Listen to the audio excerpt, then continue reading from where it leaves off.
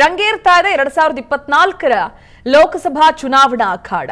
ಲೋಕ ಸಮರ ಗೆಲ್ಲೋದಕ್ಕೆ ಕೈ ಕಮಲ ನಾಯಕರು ರಣತಂತ್ರವನ್ನು ಹಡಿತಾ ಇದ್ದಾರೆ. ಚುನಾವಣೆಯ ದಿನಾಂಕ ಕೂಡ ಘೋಷಣೆಯಾಗಿ ಹೋಗಿದೆ. ಈ ಸಂದರ್ಭದಲ್ಲಿ ರಾಜ್ಯದಲ್ಲಿ 2 ಹಂತಗಳಲ್ಲಿ ಚುನಾವಣೆ ನಡೀತಾ ಇದೆ. ಕೈ ನಾಯಕರು ಕಮಲ ನಾಯಕರು ಇಬ್ಬರೂ ಕೂಡ ಚುನಾವಣೆ ಹತ್ತಿರದಲ್ಲಿ ಸಾಕಷ್ಟು ರಣತಂತ್ರಗಳನ್ನು ರೂಪಿಸ್ತಾ ಇದ್ದಾರೆ.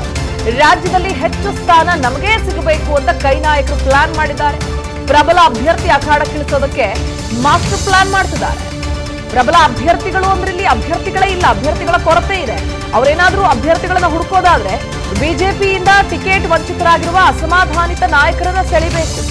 ಆಗಷ್ಟೇ ಅವರಿಗೆ ಪ್ರಬಲ ಪೈಪೋಟಿ ಕೊಡೋದು ಸಾಧ್ಯ ಅನ್ನೋ ನಂಬಿಕೆ ಇದೆ. ಅದನ್ನು ಹೊರತುಪಡಿಸಿದ್ರೆ ಕೈನ ಪಕ್ಷದಲ್ಲಿ ಅಂತಹ ಪ್ರಬಲ ಅಭ್ಯರ್ಥಿಗಳ ಕೊರತೆ ಇಲ್ಲಿ ಎದ್ದು ಕಾಣಿಸ್ತಾ ಇದೆ. ಪ್ರತಿಯೊಂದು ಕ್ಷೇತ್ರದಲ್ಲೂ ಕೂಡ ಬೆಂಗಳೂರು ಗ್ರಾಮಾಂತರ ಕ್ಷೇತ್ರವನ್ನು ಹೊರತುಪಡಿಸಿ ಈ ಬಾರಿ ಅವರು 20 ಟಾರ್ಗೆಟ್ ಇಟ್ಕೊಂಡಿದ್ದಾರೆ. 20 ಕ್ಷೇತ್ರಗಳನ್ನ ರೀಚ್ ಆಗಬೇಕು ಅಂತ ರಣತಂತ್ರ ರೂಪಿಸ್ತಾ ಇದ್ದಾರೆ.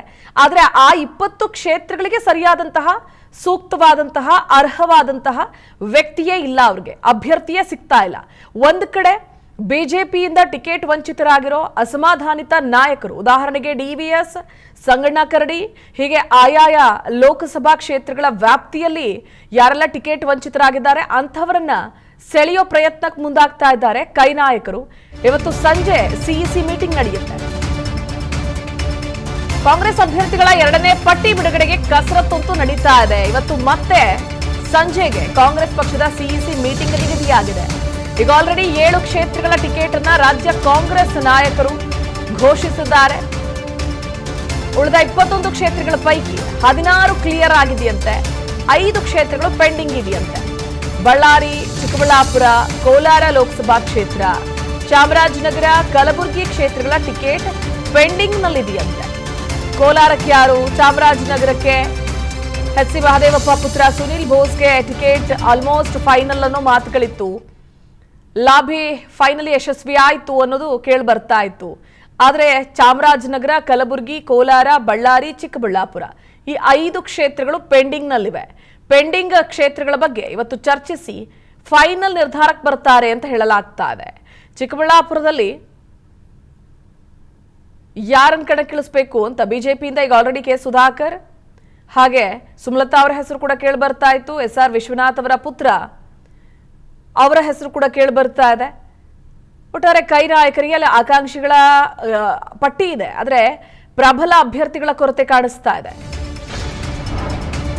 ರಾಜ್ಯ ಕೈ ಅಭ್ಯರ್ಥಿಗಳ 2ನೇ ಪಟ್ಟಿ ಬಿಡುಗಡೆ ವಿಚಾರಕ್ಕೆ ಸಂಬಂಧಪಟ್ಟ ಹಾಗೆ ದೆಹಲಿಯಲ್ಲಿ ಡಿಸಿಎಂ ಡಿಕೆ ಶಿವಕುಮಾರ್ ರಿಯಾಕ್ಟ್ ಮಾಡಿದ್ದಾರೆ. ನಿನ್ನೆ 2 ರಿಂದ 3 ಕ್ಷೇತ್ರ ಬಿಟ್ಟು ಉಳಿದ ಕ್ಷೇತ್ರಗಳ ಬಗ್ಗೆ ಚರ್ಚೆ ಆಗಿದೆ ಅಂತ ಹೇಳಿದ್ದಾರೆ ಡಿಸಿಎಂ ದೆಹಲಿಯಲ್ಲಿ. ಇವತ್ತು ಮತ್ತೊಂದು ಸುತ್ತಿನ ಸಭೆ ನಡೆಸಿ ತೀರ್ಮಾನಿಸ್ತೀವಿ. ಇವತ್ತು ಸಂಜೆಗೆ 4 ಗಂಟೆಗೆ ಸಭೆಯನ್ನ ನಿಗದಿ ಮಾಡಲಾಗಿದೆ. ಸಭೆ ಕರೆದಿದ್ದೀವಿ.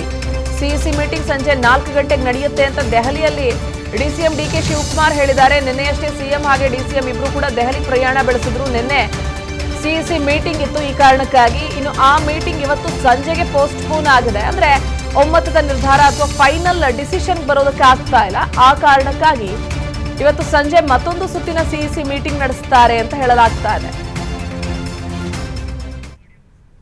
ಮಾಡಿದೀವಿ, ಇನ್ನ ಸ್ವಲ್ಪ ಬೆಳಗ್ಗೆ ಮಾಡೋದಿದೆ. ಆಲ್ಮೋಸ್ಟ್ ಹೆಚ್ಚು ಕಮ್ಮಿ ಚರ್ಚೆ ಮಾಡಿ ಆಯ್ಕೆ ಮಾಡಿ ತೀರ್ಮಾನ ಮಾಡ್ತಾರೆ.